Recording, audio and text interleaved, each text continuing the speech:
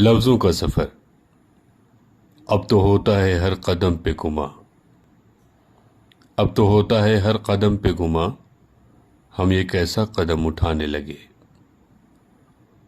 آئیے آگے بڑھیں، دو قدم صحیح کی منزل کے نشان نظر آنے لگے۔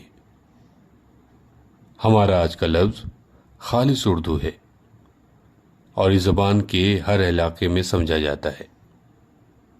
لفظ ہے قدم۔ ہماری زبان میں اور ادب میں قدم کا استعمال کثرت سے ہوا ہے۔ شعر سے لے کر سیاست جیسے ہر شعبے میں ہم یہ لفظ قدم قدم پہ سنتے آئے ہیں۔